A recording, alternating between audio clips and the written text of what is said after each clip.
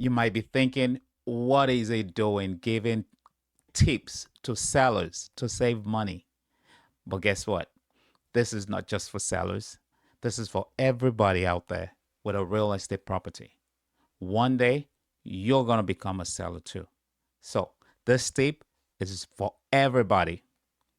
We're going to be giving out two tips that sellers need to do and one that they don't have to do. They could choose to do it, but they don't have to do it. The name is still Yemi. This is the right property. Let's go. Tip number one, sellers, you have to get the price right. Have you ever seen that show, The Price is Right? Yeah, popular show. But guess what? Same goes for selling a house. If your price is not right, your house is going to stale. Yeah, it's going to be like a stale bread on the market. Let me explain that to you.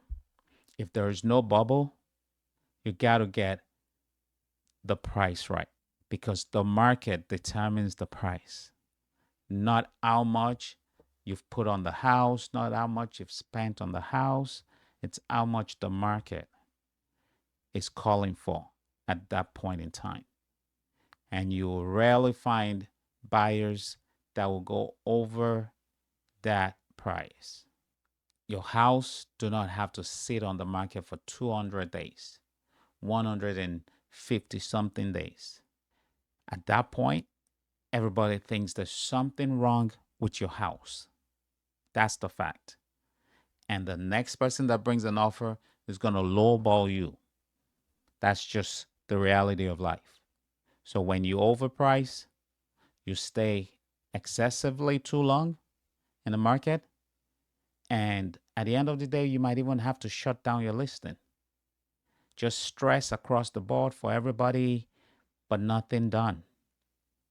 So if you really want to sell, get an agent to compare. We call it CMA, comparative market analysis. They compare your house to houses sold, like recent houses sold, and get you a good range of what you should be asking for. When you get that right, your house is on the market, boom, and your house is gone, even when there is no bubble. Get the price right because that's the first thing they see when they're searching. Almost 90 to 95% of buyers always first look at the price. If the price is right, then they take a closer look at your house. So the next step is also very crucial. Presentation. And your presentation starts from online. What they see online is what gets them looking some more and then booking to come and see the house. So your online presentation matters. Your agent would most probably use a professional photographer to take the pictures. Now we have virtual showings where they can virtually walk around your house. When all that is, tip top shape, then they come in person. And when they come in person, your presentation is still ongoing. You want to start your presentation from the outside, your front yard, your walls, your fence, your backyard, everything must be presentable. I mean, give it the best that you can. Don't have weed just growing everywhere. That needs to be mowed down. And then you come inside. Some people leave the outside the way it is, it's just outside. And then they stage the inside. That's like confusion right there for buyers. You don't want that. If you're gonna stage the inside, you must make sure the outside also matches the inside because right now, psychologically, you, your buyers are placing themselves in the environment they're looking at. So everything you give to them should be presentable to them psychologically, they should be able to see themselves like they're living there. So make sure that your presentation is perfect. And then when they get inside, it's staged, but make sure everything is working to the best of your ability. Make sure your appliances are working, your toilet works, you know, you paint the necessary places that needs painting, because they're moving in. Even though they're just walking through, in their head, they're already moving in, they're already living there. You want to make sure they can see themselves enjoying their space. And that's when you get a good price. You want a good price? You do these two things, people will be, even when there's no bubble, they'll be rolling over themselves to give you a good offer. So those are the two things you need to do. This last one, you do not have to do. And I'm glad that less people are doing this. It's for sale by owner. For sale by owner. By the way, what you're looking at back there is my last video for buyers and how they save money, so you can take a look at that. Buyers don't have to have any buyer's remorse anymore. So back to our for sale by owner. For sale by owner. It's just as it sounds. There is an owner of a house and they want to sell it themselves. Most of the time, they don't have the skills to do it. But because they want the control, they go ahead and do it anyways. There are a lot of numbers that do not support you doing this, and I'm going to give it to you right now. 75% of for sale by owner still end up paying the buyer agent. Yeah, this is the agent that brought the buyer.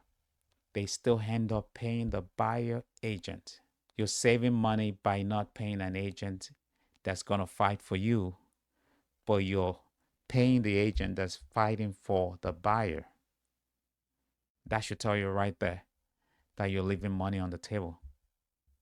Because if you face a negotiator on the other hand, they'll be taking the money out from all sides of your pocket before you know what's going on. You do not want to expose yourself to something like that. Your agent is supposed to fight for you. Pay for it, because the agent is bringing all the negotiation skills they have.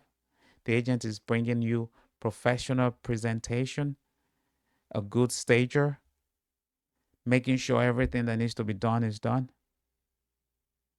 The agent is bringing you views, is bringing your house to people that needs to see your house, to potential buyers, not just people that want to walk around, serious buyers. Why don't you want to pay for this service?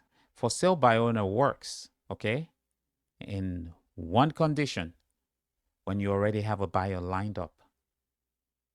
And that means you're not waiting for, 600 people to come into your house to see. You already have someone waiting on the side to buy your house.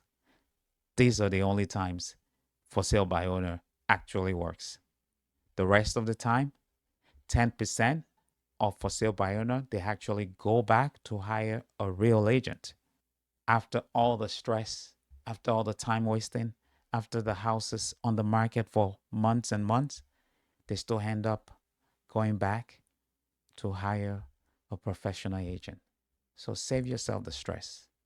30% of for sale by owner actually lose money. And we're talking about an average of $100,000. Yeah, these are numbers, facts from statistics. Average of $100,000 lost by 30% of those that attempt to do for sale by owner. Most of them, they end up terminating the listing online because it's either they're getting horrible offers or they're not getting any offers. In fact, some of them even close. They think they've closed the deal, and then they find out the buyer's backing out because the buyer's got some clauses in there that they didn't understand from the get-go before they said yes, because no agent was helping them read the offer. And the buyer goes like, you know what? I'm no longer interested because of this clause. You see this clause right here? And that's it. The deal is dead.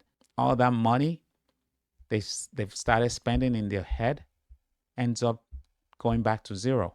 Think again before you decide to do a for sale by owner, because the numbers do not support it. There you go. 3 tips. 2 that you must do and 1 that you don't have to do.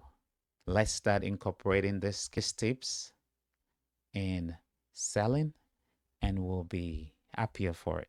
Like and share and subscribe to this uh, channel. We're brand new and our aim is to save everybody money in real estate deals. Thank you for watching and I'll see you at the top.